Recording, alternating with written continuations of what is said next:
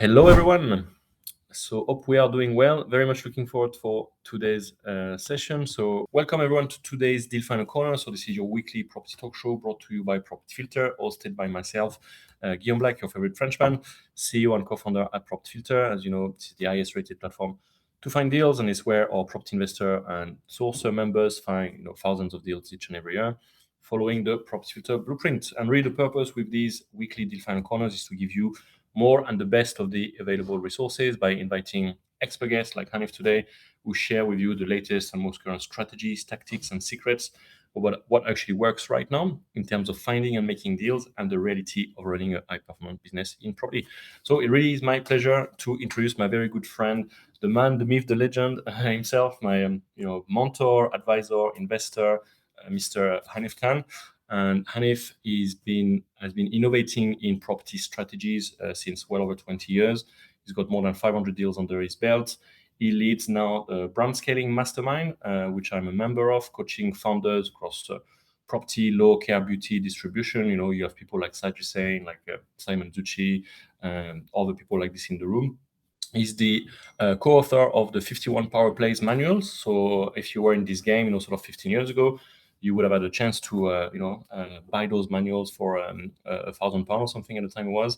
And these are the go-to guides for creative strategy structures. And every course you would have bought, every YouTube video you would have watched from anyone talking about anything to do with vendor financing, lease options, same-day remortgage, and things like that, are basically nicked from these manuals. So Hanif really pioneered those strategies, like making lease options legal in residential sector, same-day remortgages back then, and now, so you can use these nationwide, and now his latest innovation, which I'm really pleased to share more about. Obviously, we've teased and talked a bit about it over the last few weeks, is universal credit wealth system. So really happy to have Hanif here with us at Property HQ to share with you more of that. So today we're gonna hear from Hanif and learn how you can turn £900 a month buy to lets into 2100 2,100 a month net income, basically getting HMO income on buy to lets, the exact framework that creating these returns from standard properties without the HMO headaches. Why rent to rent can finally stack again after the strategy very much died out for HMOs sort of 5 years ago, and on the decline of SA since a couple of years, and how you can remove the void periods, the bills, tenant nightmare, and actually make it work and stack so you do a lot more deals even if you don't own these properties. This universal credit wealth system will be explained. So we're going to hear about this brand new national framework Hanif has created, where you can plug into this whole government-backed scheme where you get paid directly by central government, why the local authorities love it, why the RSLs love it, why everyone wants to ship their properties under this scheme, even though you've got much better rent. We're going to talk about why this strategy works right now, why it's the crest of the wave, niche strategy that is going to redefine property investing, like never before. So forget about your 2025 strategies, never mind your 2018 strategies. Forget about all the YouTube videos you've ever watched about property strategies. This is the only thing that is going to work in a scalable, systematic, profitable way going into the new year. So Hanif's going to show us how you position yourself ahead of the market. So it's likely it's the first time you would have heard from this today, and really unlock and give you the biggest deal making opportunity of the decade, making the most of this, and while still working outside the Renters Reform Act, which is incredible. So we're going to talk about the systems behind the systems and practical implementation steps so you can use immediately to transform your portfolio, and then we'll have an opportunity to join each other again sometime next week to join Hanif System as a partner. So very much looking forward to hearing all about Hanif's call today. So please join me and give Hanif a massive Property Filter welcome. So Hanif, over to you, my good friend. Yeah. I'll share the screen under your slide, and then we go. So that's your slide over here. Let me just swap these around. And I've got your back here. So it's kind of multitasking for you guys here. And I think this is it. And I've got your slideshow there. And sorry if you don't see anyone. Is there a way that I can share so that? Yeah, that's fine. So we'll do that. And what I'll do, I'll join from my phone and look at the chat from there. Okay. Okay, perfect. Over to you.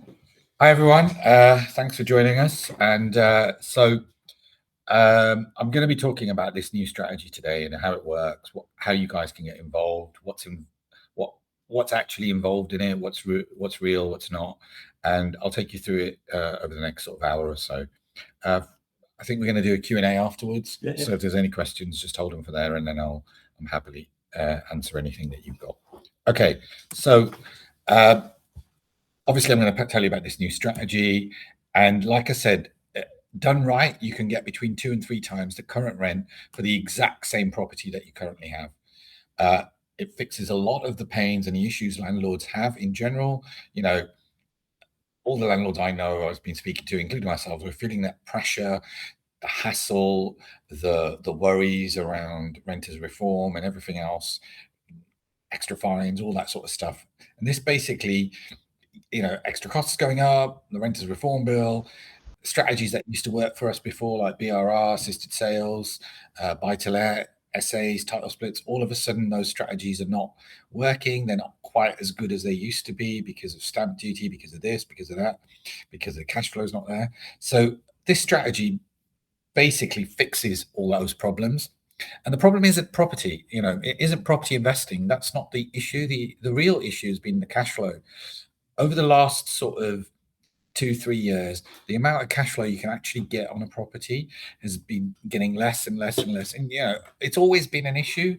So, you know, first we went down the route of HMO so we can get more cash flow. Then we went down a serviced accommodation so we can get more cash flow. So people always try and come up with solutions to increase the cash flow. And over time, those have been, you know, that strategy no longer works. You've got to come up with something new. And that's what I'm going to show you today. So the truth that most people don't want to admit is if you don't have cash flow, then really you don't have a portfolio, you have a liability, right? And you know, the more properties you have, the more they cost you. So cash flow is ultimately the most important thing on any kind of property investing strategy that you're going to do long term.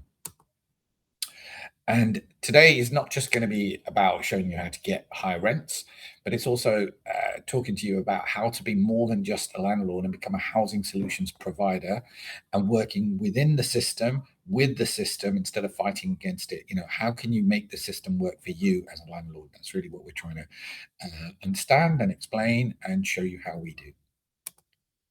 Okay, we didn't invent this last week. You know, it's been like I said, like Guillaume was saying, we've been in this space for the last 14 years, in the supported living space as a whole. We work with councils, the NHS, residential landlords, housing associations, charities, care providers, and many more. And over the last 2 years, what we've done is we've taken what works at scale for us and we've made it systemized so that it can work for landlords too, for smaller normal landlords, right? And by the end of today, you will understand why you get the higher rents, what's the reason why, you know, the government is willing to pay higher rents, and how this works across lots of different strategies. So BRR, rent-to-rent, vendor financing, lease options, and many more. So depending on time, I can explain how those strategies can be super powered by using this rental strategy that we have. And then you can decide if it's right for you or not. Okay.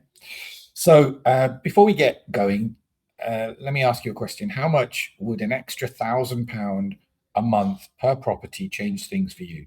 Would it really, you know, would it change the way you invest? Would it change the way you work? Would it change the way that you know, how you're planning your next 3 to 5 years of life? You know, anyone who's got a few properties, an extra £1,000 for each property makes a massive difference. Well, actually, what about £2,000? Because with this strategy, you can potentially get £2,000 or more extra per property, and I'm going to show you how. Okay, and then you can decide if it will work for you. Right. And currently the system works for landlords who are self-managing and doing their own, for their own properties, but it also can work for people who want to do rent to rent, either by giving a guaranteed rent to the current landlord or by sharing in some way the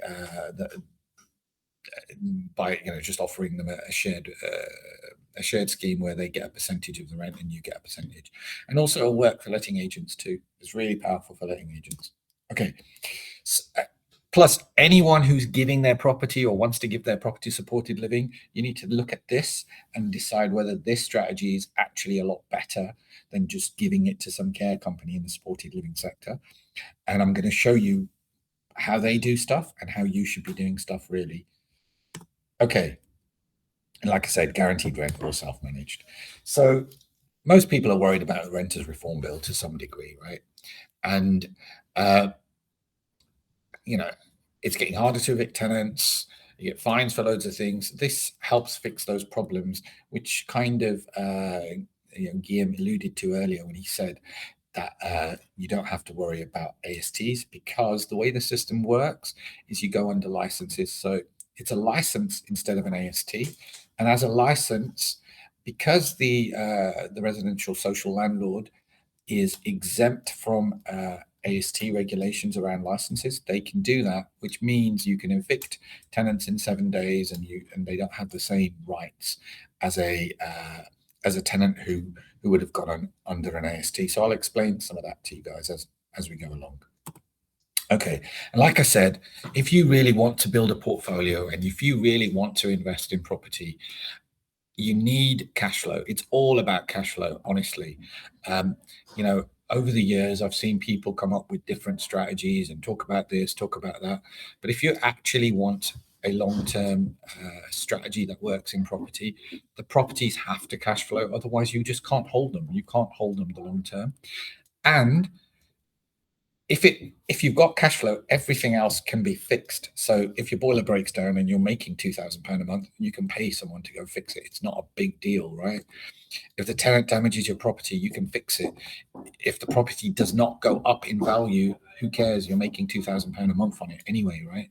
So if you get the cash flow aspect right of any of these kind of strategies, everything else becomes simple and easy. Okay, so and the great thing is if you are able to get the cash flow right and you've held those properties for the long term. So for example, properties I bought for 30 grand, I know it sounds unbelievable, but 20 years ago, you could get properties in Birmingham for 30K, and those properties are now worth 250 to 300 grand. And I would not have been able to keep those properties over the last 20 years if it wasn't for the fact that they were bringing me cash flow every month. So cash flow is key to being really successful in property over the long term. And this kind of messed up a little bit, but in essence, this is an example of what you would get in the difference between the two. So if you look at this is a 4-bed property, which is basically a 3-bedroom house with 2 reception rooms. Because of the way the system works, that becomes a 4-bed property. And that 4-bed property currently in Birmingham, you'd have got roughly 1,200 per month rent, which means you would have got about 14,400 in rent totally for the year. And over 5 years, that's multiplied out, comes to 72,000. Under this new system, the gross rent is 4,290 per month that you'd be getting. And this is after the 25% that's been taken. Can you explain that? Yeah, I'll explain it a bit later. I'm going to go into it. But basically, you will end up with a total rent of 257,000 over 5 years rather than 72. So there's a huge difference between the two, clearly, right? And that's because that property would have become a mini HMO in this particular case. But you can also do things that are not necessarily 3-bedroom houses. So in this particular example, you'll end up with an extra £185,000 over the 5 years extra on top of what you would have got. And for those of you who are not doing this strategy, that's how much you're going to lose in 5 years if you don't do it. You're going to lose £185,000 on one property That's the thing that blows people's minds and mine, right? So we are moving all of our properties into this system because it's just a no-brainer from a cash flow point. Okay, if you've got like a 4-bedroom house with 2 receptions, you can turn that into a 5-bed house. And if you look at the difference here, again, these are sort of Birmingham numbers, you'd probably get around 1,500 for an average 4-bed house. And over 5 years, that's 90,000. Whereas with this system, you'd get £321,000, which is an extra 230k over 5 years. It's crazy, right? But I'm going to show you exactly how this is possible. So I'd like you to think about how many properties do you actually have right now? Okay. So how much have you really lost in the last 5 years by not following a system like this where you're maximizing your cash flow? I've lost loads, which is why we're moving everything into this system now. Okay, and it doesn't have to be this way. I'm going to show you how you can get more rent, basically. And everything I'm showing you today comes from what operating inside this sector is. It's not theory, it's stuff that actually works. We understand this sector, we've been working in it. We've figured out how to make everything work, and I'm going to share that with you guys today. And so, for example, in the last 14 years, my company's worked directly in supported living and specialist housing. We've been executing this at scale. Like I said, we have 140 people work for us. We generate 2.5 million net in profit from that one company. And we work with everything from the NHS to councils to registered providers, specialist housing, complex needs. We've done everything over those years. Okay, so we understand the sector really. And in the last 20 years, what I really enjoy and what I've always liked to do is I like to be consistently early when there's a big change coming in property. And like, again, and many of the strategies that people say, oh, this is, crazy, or it doesn't work, it's not going to happen, it doesn't make sense, are now mainstream. And we were the pioneers for pretty much all of those strategies. So, for example, we've done this before. It's not that we've never come up with new strategies that have changed the whole industry. So, we were the first to invent residential lease options and make them legal and possible 20 plus years ago. We invented same-day remortgages 18 years ago and got them, mainstream and working.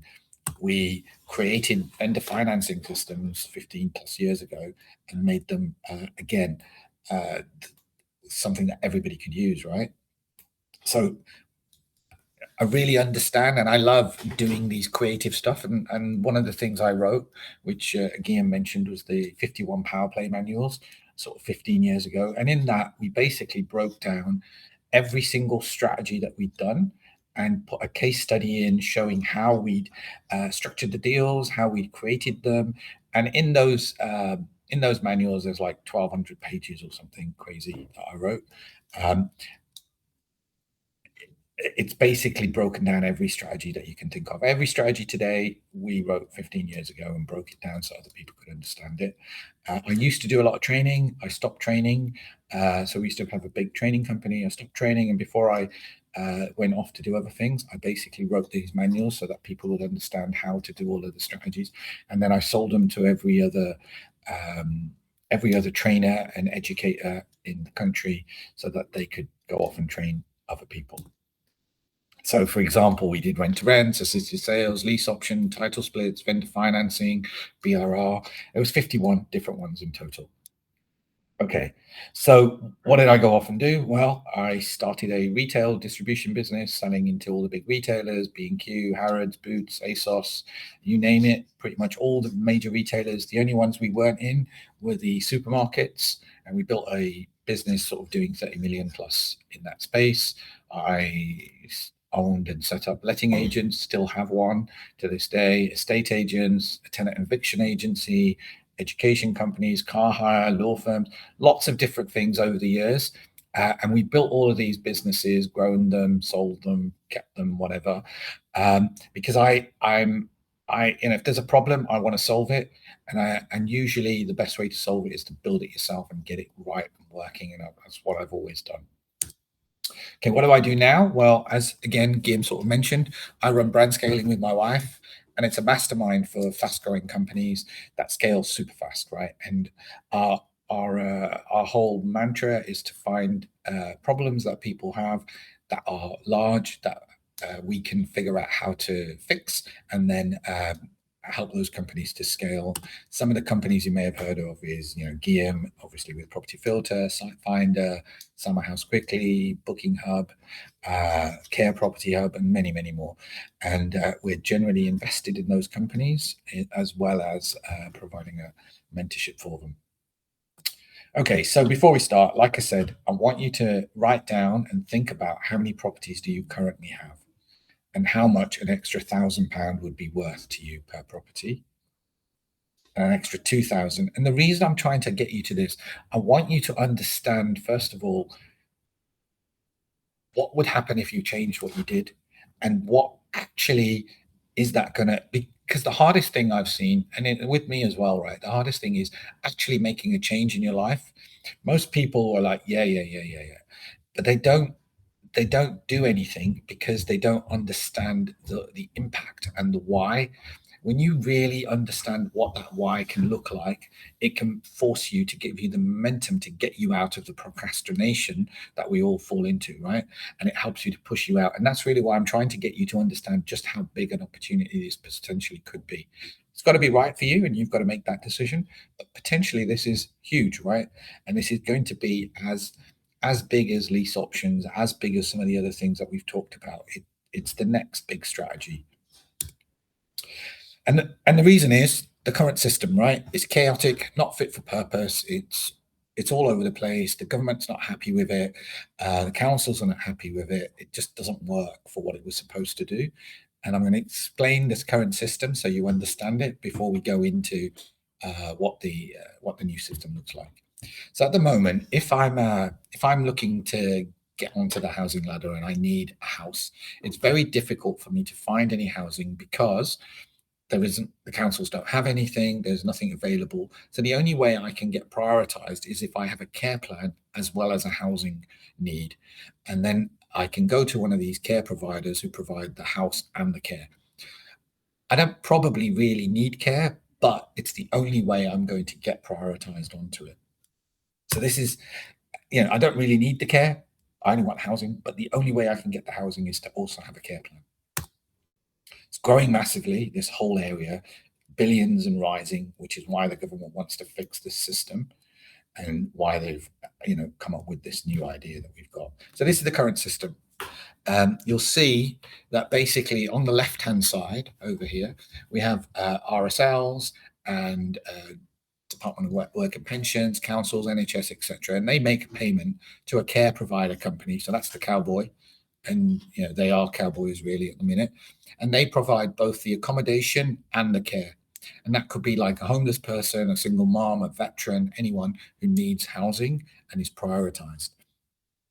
And the problem that the government has is the only way that they can get this accommodation for these people is by providing both those two things. And that's not what they want, because a lot of these care companies are not regulated in any way. They could have been like an Uber driver or an electrician last week, and now they've set themselves up. And some of those people do need care, and the care is not being provided that they need. So they want to split this out, and that's basically the reason why this new system works, is because it's the attempt by the government to split this into two separate areas. And I'm going to talk you through how it works. So what this strategy does is it solves this problem of cowboy care companies and separates care from housing and creates a true win-win. So it's a win for the government, because at the moment, the government is paying £440 per week, per person, per room, for example, and it will now be paying sort of £330 per week, per person, right? So they've saved almost 25 to 30% on what they would have been paying before. So it's a great win for the government. It's a win for the councils because it's not coming from their council budget anymore. It's coming from central government. Secondly, they can get the people off their housing list that they currently have. It's a win for tenants, they get good quality property.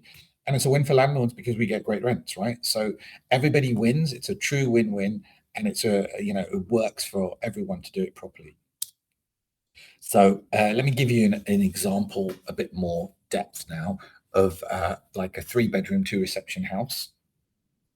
That would then be converted into like a mini HMO, like a 4-bed, and you would end up after paying the 25. So the way it works is you get 330 per week per room that goes to the residential landlord and to us, and we take 25% of that money, and the rest is given over to you. So in your case, for this 3-bedroom 2-reception house, you would get 4,290 per month gross instead of 1,200. So way more, right?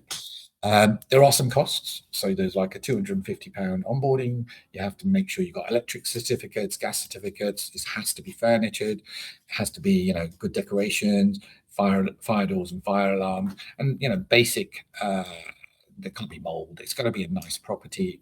It doesn't have to be amazing. It doesn't have to be as good as a professional let property, but it has to be a nice, clean, quality property. On the compliance, you need above and beyond, like door stoppers, fire doors, even on flats and stuff like that. Yeah, so you need the compliance, but it's all clear. Yeah? It's all clear, and we give you a breakdown of exactly what you need, but it's not complex stuff. It's basic stuff that you're doing. And as an example, yes, you can do it with a 4-bed, but you could also do it with a studio property, right? And have a mum with a young child living in that property. And for example, in Birmingham, you'd get £450 per week, which would be sort of 1,462 for a studio flat, instead of sort of 650 currently that you would have got. So again, way more money, way more, way easier as well. I'm going to explain. So this is the new system and the new framework that's been created, and in it, basically, a landlord has a property. He gives it to a housing solutions partner, which is the guys who work with us, basically, and go out, and either it could be your own property or it can be a property that you've done a rent to rent on. You find a tenant, you introduce that tenant to our tenant management companies. The tenant management companies check the tenants, fill in all the forms, get everything done, all the housing benefit, whatever they need, approve the tenant, send it over to the RSL, so the residential social landlord. They then create a contract with the tenant and move that tenant into the property. And 6 weeks later, you start getting your money from DWP. They always pay 6 weeks in arrears, but when the tenant moves out, you get those 6 weeks over the next 6 weeks, right? And that's really the way the system works. It's not particularly complicated or difficult to understand, and it works really well. And what we've done is we've created a whole system around it. So if you need insurance, finance, furniture, gas, electrics, we've put everything in place, so it makes it super easy for you to just have the contacts for all of those kind of things, so you can systemize and actually start scaling your business in this space if you wanted to. And does this work with new different strategies? Yes, absolutely. It works with BRRs, with flips, with assisted sales, for deal sourcing, for rent to rents, for lease options, buying portfolios off of landlords, or even doing lease options on portfolios. It's a great strategy, and it allows a lot of the other strategies to be twisted slightly, so they're actually even better, and work even better than they currently work. And if we get some time, I can talk through those and how you would restructure some of these strategies to be even sexier, basically. First question I always get asked: is it legal? Is it compliant? Yes, it operates within the exempt accommodation framework, fully legal, already being done by councils, NHS, and RSLs nationwide. This is not something that is a loophole. It's a system that is allowed and fully compliant. So let me take you through some examples, or let me take you through an example of a strategy that you're currently probably using. So a lot of people do BRR, right? And with BRR, they struggle to make it work, because after you've redone the property, after you've done all the stuff, it sort of struggles. So the problem with BRR is the numbers don't work anymore, really. That's, ultimately your problem, because your cash flow is not there. The rents don't cover the mortgage and the other costs that you've had, and any things that you going forward. So it's like, well, what's the point of doing it?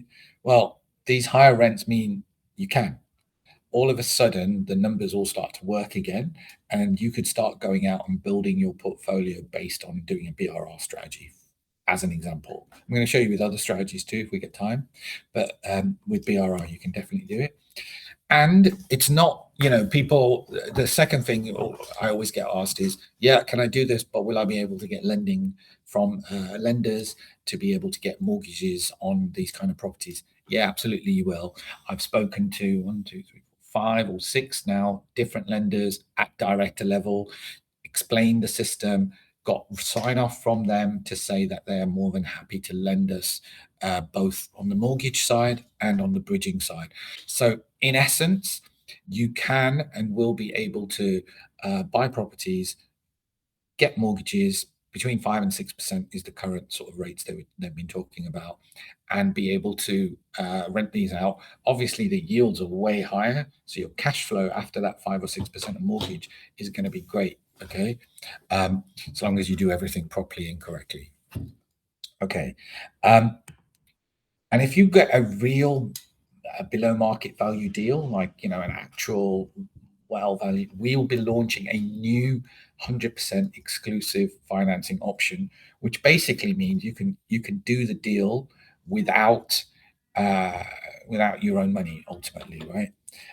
Obviously, it has to be a true BMV deal, but it will allow you to bridge and remortgage the property at a price before you actually buy. So you know exactly what that second mortgage is going to look like, what they're going to lend you, how much are they going to value the property for before you even make your offer on the property. And we'll be launching that in April for members of our group, because we know and the lenders know that the yields and the cash flow is so strong that they're going to get paid, so they're not worried as much that they'll have to repossess your properties. So that it's really about that, and we'll launch that soon. April at the moment is the date. So now, if you want to do BRR, all of a sudden the cash flow works again, and it's great, simple, easy, and it's my favorite strategy. It was the first strategy that I ever did. When I first got into property, I went out and I did, I think the first 15 houses I bought were all BRR. I bought them, I refurbished them, refinanced them, and rented them out. Sold a couple, but mainly kept them and built my portfolio. And over time, lots and lots of really good investors have done the same.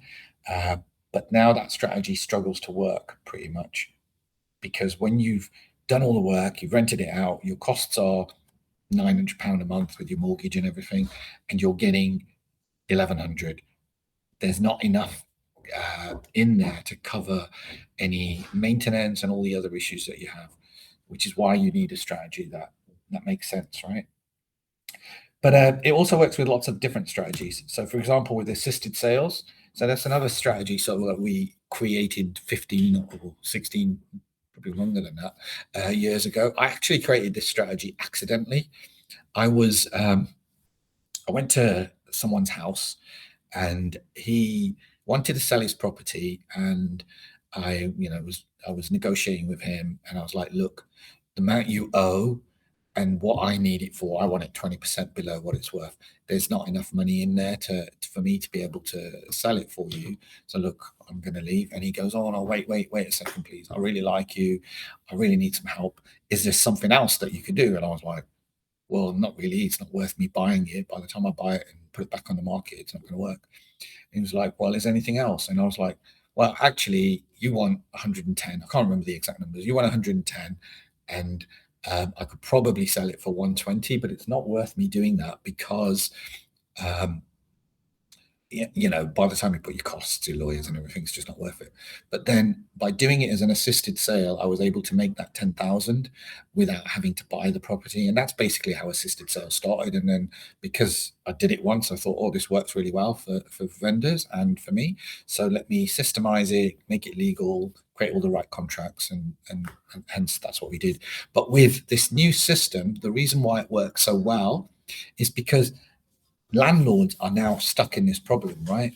So there's a lot of landlords who've got these properties. They want pretty much full market value for them, but they can't get it because there's not great yields on it. But imagine if you put someone in and you were getting £4,000 for a property that's worth 150,000. Do you think there'd be a load of investors who want to buy that property? Absolutely. So now all you have to do is take the current tenants, or if it's a vacant property, and put one of these or these type of tenants into those properties and then sell them to investor clients. So it gives you a whole way of being able to do assisted sales. Awesome.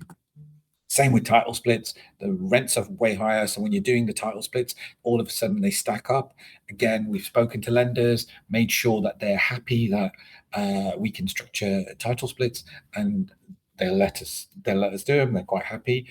But one of the ones that really fascinates me and is interesting is you can do real vendor financing deals here because you've got so much extra cash flow each month. You can structure vendor financing deals where you're paying them an extra £1,000 or £2,000 a month every month, and over 10 years you can pay off the house. And that's not really been possible with the vendor financing deals at the minute. The way they've always been structured is that at the end, what you're going to do is refinance the whole property and by refinancing, then be able to pay them off. But now all of a sudden you can come up with some really cool, different ways to do vendor financing. So I'm really excited, as you could probably tell, because all of these really interesting strategies I created, 18 years ago, I can now redo them with really new twists and make them even better than they were before. Okay, and obviously you can do the same thing with lease options, because now I can take a lease option, give the guy a guaranteed rent of £1,000 a month, and I'm getting £3,000 a month. So great bit of money in between, right? And many, many more. Pretty much every strategy can be improved with these systems, and I'll be talking and showing you more about how you can do that. Okay. So if this is something you want to do and you think you want to get involved and understand it more, then I'm going to be doing a deep dive next week.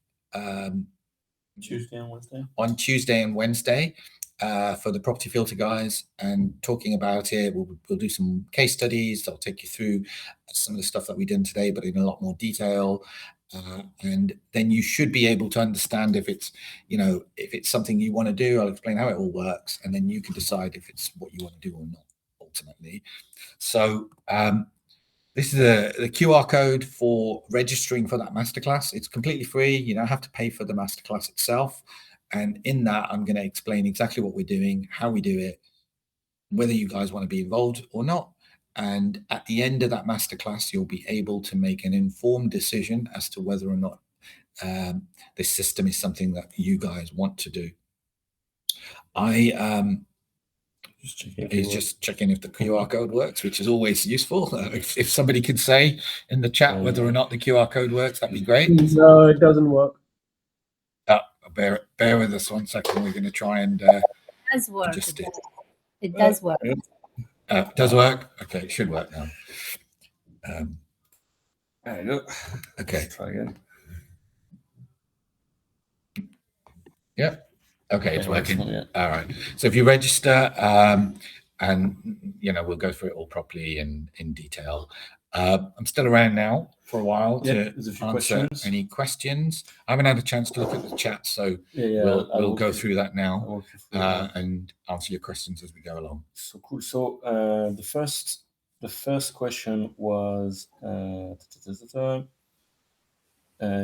the specification the properties need to be, and so you sort of talk about some of the compliance stuff. So do you want to tell us a bit more about a bit more about what like what alteration needs to be made to the property, or do you make it ready, or do you so it depending on what it is. If it's a HMO type property that you're going to do, you basically have to follow whatever the HMO regulations are in your council area. You don't obviously need planning for those properties, and you don't need licensing in the same way, because residential social landlords are exempt from the HMO rules, so they're able to take on those properties even in an Article 4 area, even in an area that the council doesn't want more HMOs. So they're able to do that. But you have to make sure you've got the right fire regulations, the fire doors, the smoke alarms, etc. But we'll give you a full breakdown of all that stuff and what's involved and what needs to be done. But it's not, overly complex or overly arduous stuff. It's normal basic stuff.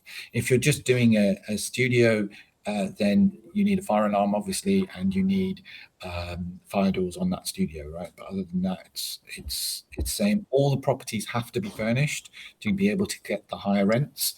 But other than that, we're not talking about making them super, high-end type things. That's not the idea behind them. These are nice properties that are in good condition and are safe and clean for people to live in. So where is it working? Is it England and Wales? Yeah, so currently it works everywhere in England. We're hoping to get Welsh government sign off by March, at which point it should start working in Wales. We're just waiting for sign off for that. Okay. So Raj, the question was said it was answered, but so I'll expand a bit on that. So on which property types would this work typically?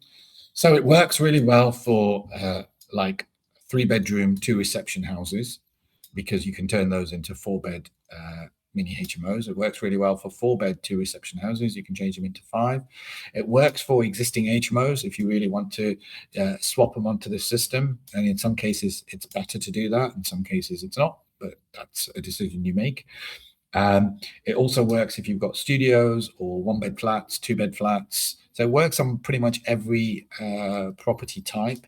If you've got larger properties, then this particular system does not work. So is it 6-bed max? Or? I would say 6 or 7 beds is the maximum that you can do. But if you had like 15 bedrooms or 20 bedrooms, then there's other strategies that you would do instead of that. But for anything up to sort of 6 and 7 bedrooms, it works. Okay.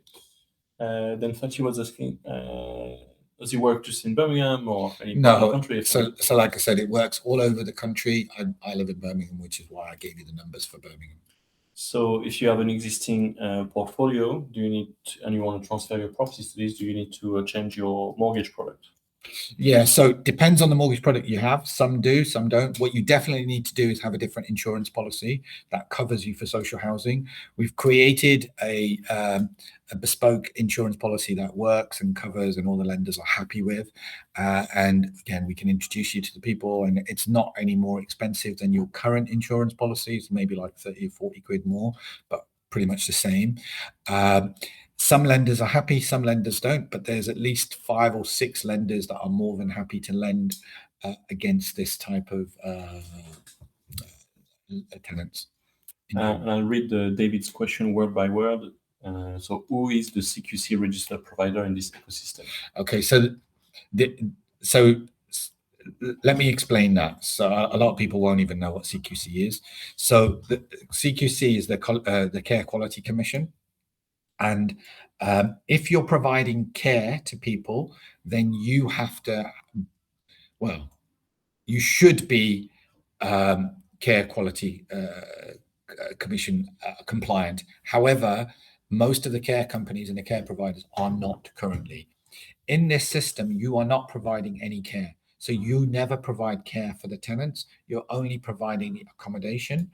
And therefore, as you're only providing accommodation, you do not need any CQC. And most of the tenants that we would be, you'd be screening and putting in, and the ones that you want to put in are ones that don't need a care plan. They're on universal credit, maybe PIP, and they need housing, not necessarily the care. So the care does not need to be provided by you, and you never want to do that, because the truth is the current system does not work. And this is the first stage to break the current system and stop it. So that, having those care companies, the first stage is to create this, allow people to have accommodation, and there to be enough accommodation so that the government can then go and to say all the care companies now who are currently working and doing this stuff need to be CQC. And if they're not, they're going to close them down. If they were to do that tomorrow, where would they house all of those people? So over the next year or two, I assume what they're going to do is they're going to bring in legislation to say that if you're providing care, you have to be regulated. And once this system that we've got is up and running and all over the place, there's got an alternative to be able to house those people. So correct me if I'm wrong, but the way this came about is a bit surreal, right? So it's like the LHA rates are really low, so unattractive for private landlords. Really, the only one using LHA rates are the housing associations, which are building for that purpose. And it's just broken, right? It doesn't work, it's not attractive, and there's not enough housing stock, for all the people that need this housing. And so the councils have got a duty of care where they need to house all these vulnerable people who turn up on their list, homeless, or for all sorts of different reasons. And the only channel they had was, we have this care provider type channel, Correct. And they've used and abused this and overpaid for it, where people didn't need the care as the only way to house people, and it become bloated into this horrible, this kind of horrible, scandalous situation now, where they paid over the odds, and knowingly they are sending people to care providers that they knowingly know that they suck, and they don't have another solution, right? So now the government is going aggressively after these by making an appeal to the private sector, basically the private rental sector, to make it basically the attractive rents, so that we go into this. It's paid directly by central government at 25-30% below what's currently the cost for society. The council love it because it gets all of these people they want to transfer out of there, and they want to starve, this created mess, of non-compliant cowboys, you call them, Yeah, absolutely. Is that right? Yeah, absolutely right. What Guillaume said is exactly hit the nail on the head. That's the issue. That's the problems that they've had, and this is their solution. And we've piloted that solution in different parts of the country, and now we're pushing it out nationwide. And there is no other solution. This is the only way that they can fix this problem. And the quicker that they get more people into the system and more properties, the quicker they'll be able to regulate and license the care providers that are currently the cowboy ones, and close down the ones who are not doing a good job at all, and in general clean up the whole sector. So to answer David's question on who is the registered provider, there isn't as such. There isn't a CQC, but there has to be a residential social landlord. Right. And the residential social landlord needs to be in place, as they're the only ones that can get paid directly from DWP and get the higher rents. As a normal landlord, you're not going to get the higher rents. It has to go through a housing association RSL. So if you remember the diagram where money moves from DWP to the RSL, most of this 25% fees actually goes to the RSL. Correct. And there's a tenant management company that manages the tenant and keeps on top of their forms, calls them up once every week, and has a Zoom call to make sure that they have everything they need. So all of that is built into the system, and that's part of the 25% that they take. Then Steve, do property need to comply with EPC requirements? Yeah, of course they have to comply with all the basic requirements that you need to have. They have to have gas certificates, they have to have electrical certificates, they have to have all the basic stuff, but nothing above and beyond is what I'm trying to say. Yeah, awesome. Sorry, I'm skipping different places. I've lost where we were now. Sorry. No worries. Every time you type something in the chat, it moves. Jen was asking, and I'll come back to the other questions after. So, what about licensing and Article 4 and planning? Yeah, so like I said, you don't need they're exempt, so you don't need a license or planning to turn a 3-bedroom 2-reception house into a 4-bed, so long as you're doing it through our system with an RSL in place. You can't do it yourself, but you can do it through an RSL because an RSL has exemption rights. Okay, awesome. I think my old chat is all gone mixed up. I'm not too sure why. So I'll do my best to get everyone. So I think we had Caroline. Does it work in any location and any property size? Yes, like we said, it works for anywhere in England at the moment, and for lots of different properties. Anything above 7 beds, you could do it, but it's not right. So we've done it on a block of flats, of 6 flats, for example, 2 bedrooms each. But each individual unit shouldn't really be more than 6 or 7 beds, and it works everywhere in England. Hopefully by April, it should work in Wales too. There's some pilots going on at the moment. Once we get sign off, then we'll be able to do that. And sorry, but I haven't looked at Scotland at all. Everything's different in Scotland, so you'd have to, I'd have to rejiggle lots of things. So maybe in 6 months we'll look at that. But at the moment, the England and Wales should be coming on soon. And on the matter of size, so you've got a minimum room standard, so they need to be 6.51 square meters and above, Right. which is similar to the HMO ones. Yeah, absolutely, room size. I think lots of people are asking about is it available in different areas. I think we answer that. Just asking, I have a few studios getting the LHA rates for 573. How much would you be getting the new way? Depending on where you live, but we're talking sort of £1,000 for that same studio, £1,000 plus. So I think it was 1,200 quid for a studio. Yeah. Depends on your area, but it will be between sort of 1,000 and 1,400, I would have thought. Raj asking good question. So I could develop an HMO in an Article 4 area and be exempt from planning and all that. Correct. Which is what people are already doing. Yeah, that's exactly what people are doing. That's what we've done. So it's allowing you to do that, and the government need it because they need to house these people somewhere. So Ayat's asking for masterclass next week. So it's Tuesday evening and Wednesday lunchtime next week. And the idea there, Hanif's going to go into more details about how you can become a partner and how it works, how it works in more details, So could you go over the slides with the horseman again? Yeah, if we find it. Let's go and find it. I'd call it a cowboy, but no, it was my attempt of trying to say there's a lot of cowboys in this industry. So let me this is how the current system works, where you have on the left-hand side, you've got RSLs, Department of Work and Pensions, councils, NHS, etc. They pay these care companies to provide care and to provide accommodation or a house for the tenant. The tenant quite often does not need the care, but the only way for them to get the property is for them to get care and the house. And what the government basically wants to do is to break that so that you no longer have the care and the house from the same person going forward. The accommodation would be given directly by you or as a landlord, and if there is any care needs, they would be provided separately by a care company, not you, ultimately.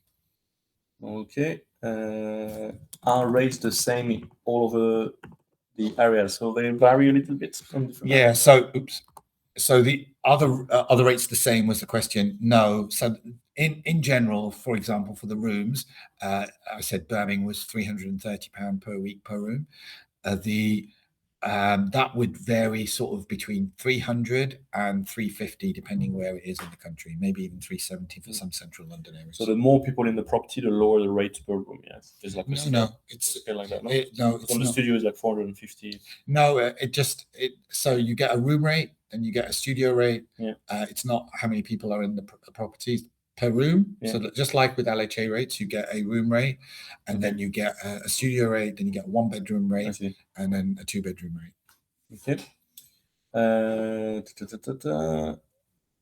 How do you assess demand in individual areas? So where? Really good question, right? How many people?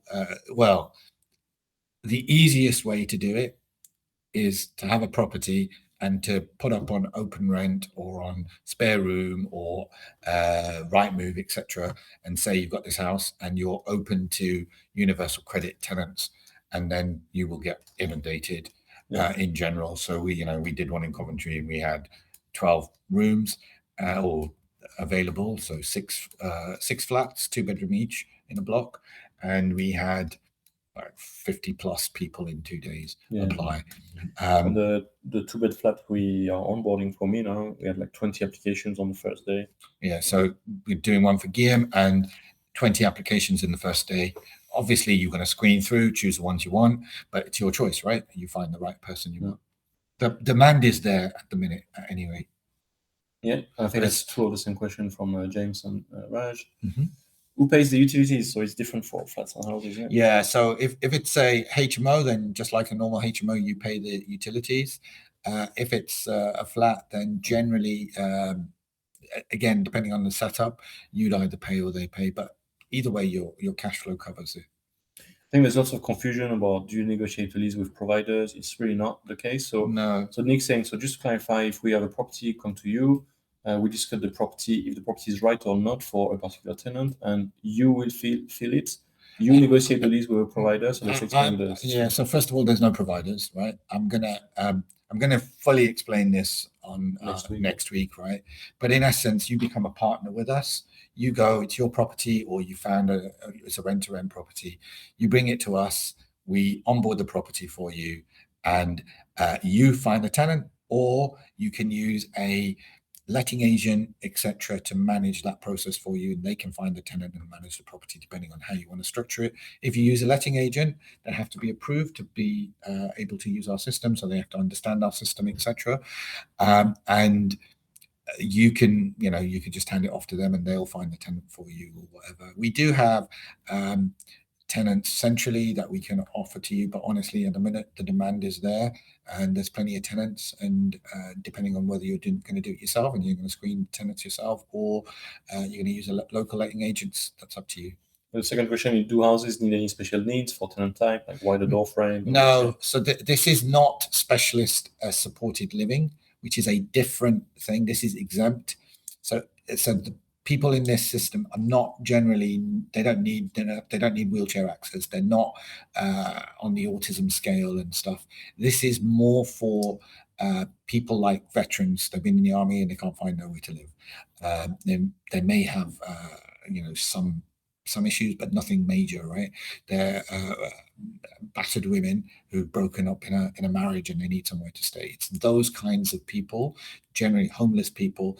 It's for those kinds of tenants that you're going to be housing in general, which is great, right? It's great to be able to house a mum and child in your one bed flat. You get paid really well for it. She gets somewhere to stay, and she's not stuck in some hostel somewhere, which is currently the position that she'll be in.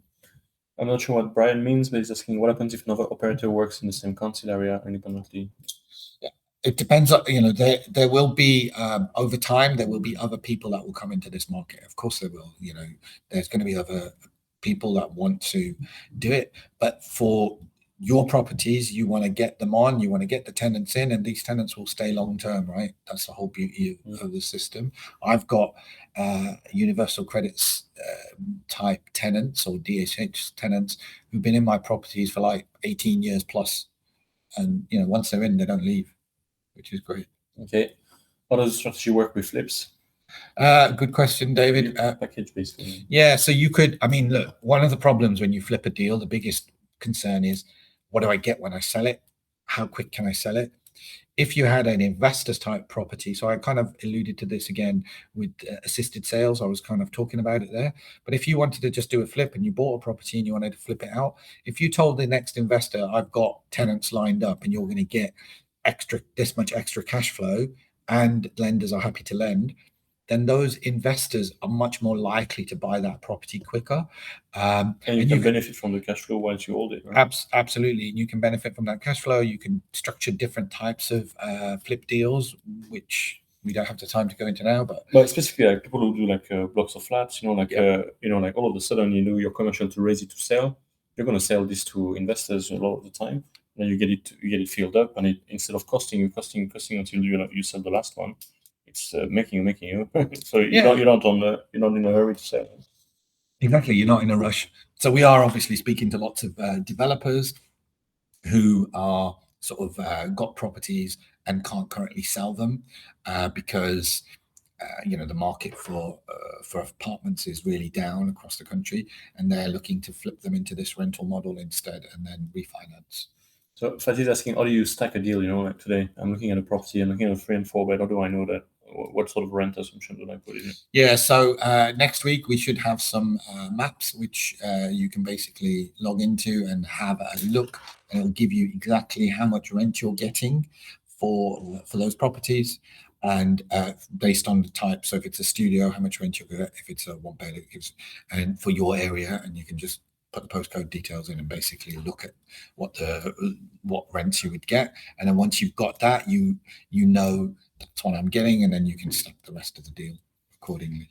Yeah. So is the licensing contract with council? If so, is it similar to a lease agreement?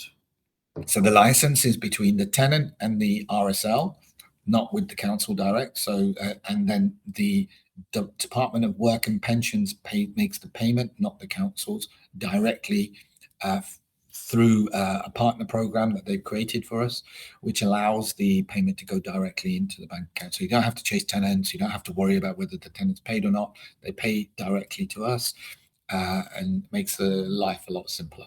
So yeah, lots of confusion. I think, like next question is, how long are the lease? 3, 5, 7 years? Are they self-repairing? There's no lease in that sense, right? Yeah, I mean, you can give leases to if you're doing it on rent to rent, but that's your choice, and how you structure the lease is up to you. But think of this as a normal rent. You're going to give it out on a normal rent to a normal tenant in a normal way. If you want long-term leases, there is that supported living system out there, but they will give you 12 to 1400 on a 3-year lease instead of 4.5 grand, and they will keep that money. So what we've created and what we're doing is, why should I give my property to a care company for or a care provider for 1200? And I have done, because at the time it was the best solution, and they're giving me 1200 quid, and I know they're getting 5 grand for that property. It's a no-brainer. I'd rather keep it myself, and now that I don't need to provide the care, I can keep it myself. Yeah. Interesting. Why didn't they just increase the LHA rate to solve this problem? Good question. There is talk about increasing the LHA rates, but It's just a stalling conversation. They're just not going to get around to it. You just couldn't agree on stuff. It's just too complicated, because also this is only a small segment of the overall market, right? This is the people who are vulnerable, considered high risk, need a home straight away because they're homeless, or they're a battered mum or a veteran. Whereas the entire market of LHA is anyone who's on a universal credit and living in a house everywhere. If they were to increase all LHA rates, I just don't think they've got the money to do that. But to house those people who are on their lists that need to be housed, this is a solution that fixes that problem. Okay, so I think we kind of seen this earlier, but it's like, how do I assess the demand for an area? How do I know I can go and build a 4-bed HMO in some place and I'll be able to fill it? So basically there's DSS tenants everywhere. Yeah, there are tenants everywhere. I mean, obviously certain places there won't be, but it's easy to find out the demand by basically looking to see if you were to advertise in a place. So if you've got an existing HMO and you advertise for it and you say DSS welcome, universal credit welcome, and you get inundated like Guillaume got, how many was it? Yeah, 20 in one day. 20 applications in one day that he posted it up, right? For his flat. But part of the system, you have also access to like waiting lists and stuff. You kind of have a bit of an idea. You got we've 180,000 people waiting. Yeah, there's lots and lots and lots of people waiting for this across the country. Every council has massive waiting lists. We're in the middle of, some reason why I haven't said it, we're in the middle of creating a tenant portal that we can get all of those tenants into, which would then give us access to those council waiting lists to make it easier to find the tenants. But to be honest, at the minute, it's not been a problem, so it's not something we prioritize. There seems to be more than enough tenants right now. Come 2 years' time, absolutely not, because everybody who needs to be housed is going to be housed, right? Yeah. Then it will become much more difficult. But we've got 2 years to go out and get as many of these properties and house as many people as we can, or move our portfolios across, which is what we're doing. Okay, you happy to do a few more questions, yeah, we can do a couple more questions. Yes. What happens if there is antisocial behavior at the property? Who deals with it? Who moves them out if needed? Do people have got like notice periods? How do you? So if there's any kind of antisocial behavior, they can be chucked out straight away because they're on licenses and not on an AST, and that basically would be enforced by the police. Who would turn up. You don't have to go to court for these kind of things. So on the HMOs, there's no need to go to court. It's simple. You just chuck them out because they're under licenses, and they normally have a 7-day notice. But if it's like they're damaging property or something, it'd be done even quicker. if you're giving someone a complete property of their own, so for example, a studio or a one-bed flat, and there's only one person in that property, then even though the RSL is exempt, they still come on. They come under another rule which says a self-contained property is automatically an AST. So they would be on an AST, and you would have to go through the normal AST rules in order to get them out. But again, in the meantime, you would continue to get paid because you'd get paid directly from DWP. Whereas if you had that problem now and you had a tenant in a studio and you were trying to evict them and you couldn't evict them, it's probably going to take you 9 months to get them out, and they're not going to pay in those 9 months usually. Yeah. So does the landlord find the tenants? So you as a partner find the tenants? Yeah, absolutely. You as a partner would find a tenant, just like DM did, advertise it on open rent and so on, and you'll get inundated. Or you can use one of your local letting agent that you like and you trust and who's probably managing your properties already, and they would advertise and bring the tenant and screen them for you and do what they normally do as a letting agent, right? Yeah. How do we implement this in deal sourcing when packaging a deal? Yeah, good question. So we're already starting to do this, and basically all you have to do is get the tenant ready to move in and say there's a tenant that's available and these are the tenants, or 5 tenant potential. This is how much rent you're going to get, and you show that to the investor so the investor can see what their rental income is.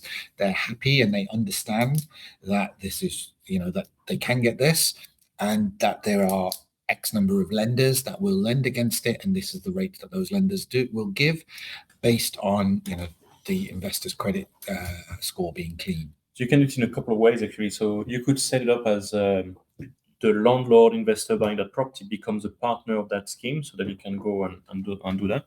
But you can package all of it, do the introduction, or you can set it up where you've got a back-to-back lease with the new investor. So you own this relationship and you own it with, and then all of a sudden you not only do you get paid for every sort of property you sell on that scheme, but you might get a spread of 300, 500 quid per month per property by the way you've structured like a rent-to-rent agreement. So basically you sell those properties with a guaranteed lease, which is very attractive.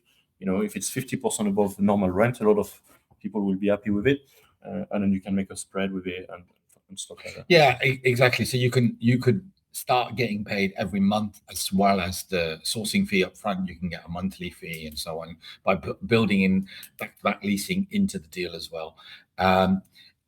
Look, the opportunities around here are really, really cool. I mean, every strategy can basically get better by using this system. And honestly, we've done it all. We've done deal sourcing. We've done everything. We had the largest deal sourcing company sort of 15 years ago in the UK, sourcing everywhere. So I understand all this space. I understand. I've been in this market for a long time, and I'm really excited by this. And we've spent a long time figuring it all out, making sure it all works, and putting everything together so that we can actually go out and get loads of new lease options, loads of new properties, move our existing portfolios across, and then because so far you were constrained to buy only in Birmingham, and now you're like, okay, now this is quite passive to manage. So I want it everywhere. Exactly. So most of our portfolio is in Birmingham currently, not all of it, but most of it, and it was because of management, but also because of cash flow. But now, because the cash flow is so much better, I'm happy to buy stuff all over the place, right? So yeah. Can you explain what's an RSL and how does that work, and why do you need the RSL in the mix and this relationship created with your system? Yeah, so an RSL is a residential social landlord. So for example, a housing association. The reason only an RSL or a housing association is allowed to be a partner with the DWP, so the Department of Work and Pensions, so that they can then get paid directly from DWP. Also, they're allowed to claim the higher rents. As a normal landlord, I can normally get the LHA rents and only the LHA rents. So for Birmingham, that might be £70, £80 a week per room. But as a RSL, I can claim all of the extra things. So, for example, the property is furnished. I need to cleaning the hallways, and I need a cleaning bill. All these different things that I would normally do, I can claim for all of them, holding the keys, etc. And all of a sudden, that can then become, for a room now, instead of it being 80 quid, whatever, I can get £330 as an RSL. But only RSLs, or housing associations, which are the same thing, are allowed to get that kind of money. And that's really why we need them. So we need them because they're the ones who have on the framework. Yeah, within the framework, only RSLs have the agreement to become part of the DWP, and then the RSL subcontracts it out to us to manage and find the properties for them. And that's basically the way the system works. What happens if the tenant loses their benefits whilst they are renting with you? So that's what the tenant management company is there for. They keep on top of that. If they lose their benefits or whatever, they leave, or and you replace them with a new tenant. Yeah. Recording. So you can find the recordings the usual place of this. So one, you can watch the recording today in the calls, and you look at previous calls. You'll have this and transcript and everything. And then tomorrow it'll be part of the video library, liberal video library tab, on the left side of the community. Who pays the utility bill? So on flats, the tenants usually, and on houses, depending exactly how the system's going to be structured, but we'll let you know that on Monday for sure. Yeah. So we'll talk about antisocial behavior. We talked about this. Can commercial property be used for this? Say ground floor, 2-bed, things like that. So you have to be turning to resi, right? Yeah, it has to be a residential property. You can't put them into a shop or whatever. But I'm assuming you mean if you convert a commercial property into a residential, then yes. Yep. Minimum space standard. So your room needs to be 6.51 square meters minimum. Yeah. Yep. How long does it take to onboard a property? So depends, because you'll have a whole load of things and checklists that we provide, and you need to do all of those things. They will, on average, it's probably taking 2 to 4 weeks to onboard them. Then you've obviously got to check your tenant and make sure that you're happy with them and everything. But probably 2 to 4 weeks on average. Once you are, so we need to show you all the things that if you want to be a partner and want to do this with us, we need to go through a load of stuff with you. We need to train you and show you what you need to do. One of the things we check, for example, is a DBS check. So we make sure that you've not got a criminal record or anything, and you're going to be a good landlord. And once we've shown you the systems, it doesn't take long after that. Who pays for the damages? Again, there's no lease. How long are the leases? 3, 5, 7 years. Can you explain again? Yeah. So in terms of the damages, you are responsible. You can get insurance products for that, but ultimately you are. But you're screening the tenants, right? It's not like giving this to a care company and hoping for the best, which is what normally used to happen. You will now talk to all of these tenants if you want to, and choose the ones you want and decide. And if they are causing a problem, you can, because they're on a license, you can ask them to move out and get them out, right? So that's the beauty of it. It's giving you back control of your property. If you want to, you can give it on longer term leases, and we will be offering a solution to people on a 3-year lease if they want with us. And but you're going to get a lot less rent. My advice to everyone is do it yourself, because you're going to get maximum rents. If you don't want to, and some people don't, then we're happy to give you guaranteed lease agreements. Does this work on short lease properties? Good question. Yes, absolutely can work, and it's one of our strategies that we're really pushing, because obviously you can get a short lease property a lot cheaper, so the yields will be absolutely amazing. Yeah. And pays for your London flats, right, over time. How long do you think the government will support these rates? Yeah, another good question. How long will they carry on doing this? The problem is, for them, they've got no other solution. So it's taken them 7 years to get to this point, to get this. So for them to come up with something new, I just can't see them ever coming up with something new. They're just going to carry it on for as long as there's a housing shortage. Advice: would you do this on flats or houses? So we're doing it on both currently. So everything. Yeah, it's more rent, right? So why wouldn't you? Would I do it on a £3 million flat in central London? No, because the numbers don't work. Yeah. But other than that, it works. Question is, are there only 3 types of tenants allowed there? Is it only homeless, single moms, and No, bachelors? there's a whole load of different lists, and Yeah. on Tuesday I'll go through different types of tenants and so on. And again, you'll know exactly how much you can get for the different types of tenant before you put that tenant in. But there's lots of different categories of tenants that can be put into these properties. In terms of the houses, what's your view on en-suites versus shared bathroom? What's your thoughts on So- ratio of people? Yeah. Yes, you can get more for 6-7, but really, do you want it? Like what? Yeah. So look, this comes down to like a normal HMO, right? What do you want? What's the demand? If in your area the demand for these kinds of properties is everybody's got en suites and so on, then ultimately that's what you're going to have to do, right? But right now this demand is really high and there isn't availability, so people are quite happy with non-en suites. All the properties we currently have that we've given to other care companies before we set up this system, none of them have en suites. They're just normal bedrooms, and the ones that we're currently putting on don't have en suites. Mhm.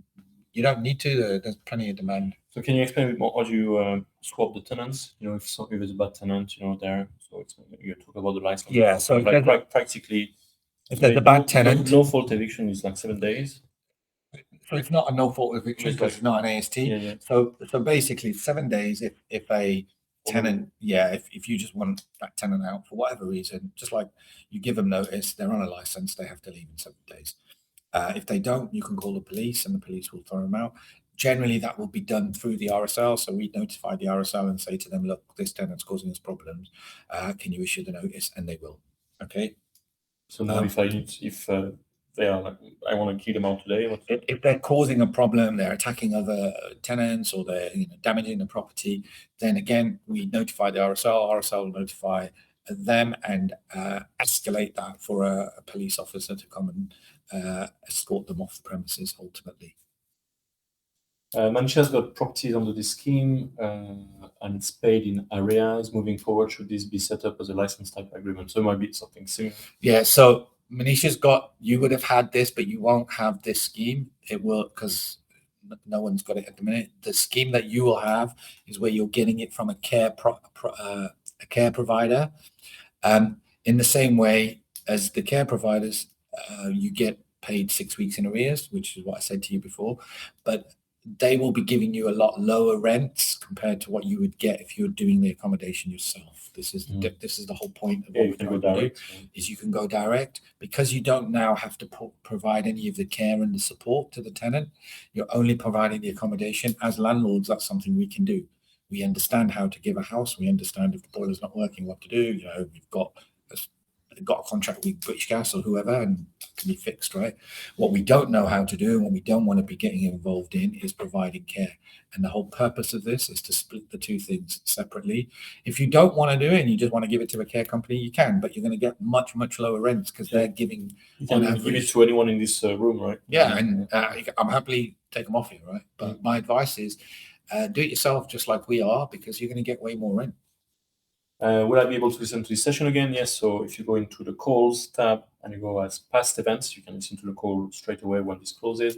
And then tomorrow the recording is also going into the video library tab there. Does this work with 1-bed apartments? I'm onboarding a 1-bed and a 2-bed apartment at the moment.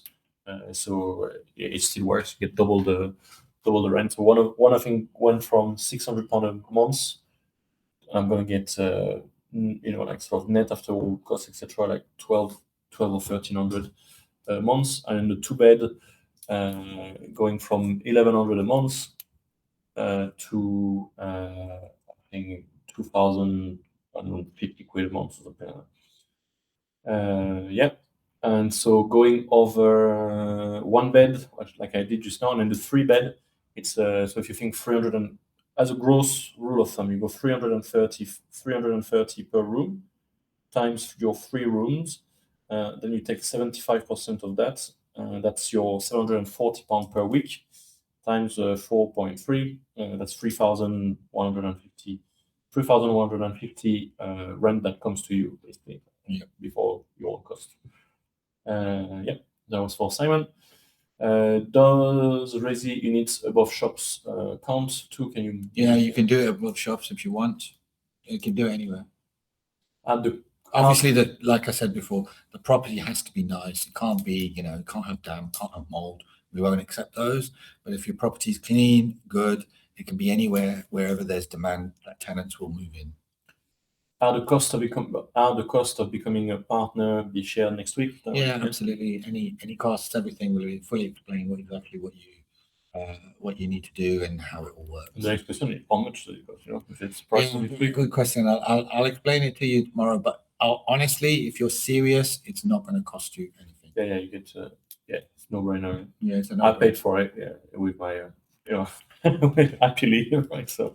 And I'll show you how it's done. We're not here to. We make money from you onboarding properties and keeping them onboarded long term. So it's in my interest to make it as easy as possible for anyone to bring us properties, and that's our whole process. What we do need, obviously, is that the properties are clean, good, and in good condition, and that the people who are managing those or subbing it out to their letting agents understand the processes of what it takes to manage a property properly. Yeah, so all questions about how to become a partner is very much the reason why you want to come next week. Because I know the guys are still working on onboarding because they expect quite a lot of demand, so we're not quite ready to put the gates and get everyone in today, right? But that's what's happening now. Question about becoming a partner as a property sourcer. It's going to be the same setup as anyone else. So there's sort of an application, but you have to be a person. Like we've got to make sure you're fit and proper person. You don't have criminal records, etc. You understand the processes. We will have a load of training for you to explain everything. Incredibly, I was approved, right? So. Yeah. Obviously, we piloted it with some people, and we've got partners across the country who are already doing it before we launch out with everyone else, right? And Guillaume was one of our guinea pigs, and. Yeah, she's going through the process now. Exactly. We need to put the fire out and stuff. So actually making one bedroom larger in a flat, right? So do you need CCTV in communal areas? You don't need CCTV. There's no requirement for it. You can put it in if you want to. It's your choice. So do you have options in choosing specific type of tenant? So you can you choose so long as they are. I mean, some people only want to do single moms, for example, or only want to do battered women, and that because they want to help those kind of people. That's your choice, right? It's your property. You're fully in control. You choose the tenant. So and you do what you want, right? Other people want to do it for veterans. Other people want to do it for different types of people. It's your choice. Awesome, Hanif. I think that's all the questions. So that was really great. Okie dokie. Can I please ask a question, because you didn't understand my question? I am going to be busy both days, and I really want this program because I already put my name down for Wednesday, but I might not fully be there. Would you send a recording? I would probably send a recording. Yeah, we sort something out. Essentially, yeah. Anyway, it's, as Hanif says, it's in everyone's interest to. For me, it's going to make you a lot better at doing deals. It's going to make the deal stack again. So it means you're going to be more successful. You're going to make so much money. You want to stay on property forever. And if it allows you to get on board more and more property under the scheme, so all that will be explained. So we want to make it as easy and inclusive for everyone in the community to be able to join. That's really the thing. Okay. Awesome. Any sort of closing sentiment, Hanif? No, thank you, everyone. I hope you enjoyed the call. And like I said, every now and then there is a step change in the way people invest and what happens. So, first it was lease options, then it was same-day remortgages and other things over the years. And this is the next step change, And I've always said to people, I don't tell people to do stuff that I'm not doing myself, right? I'm doing this myself. I'm getting my friends involved doing it. And it works.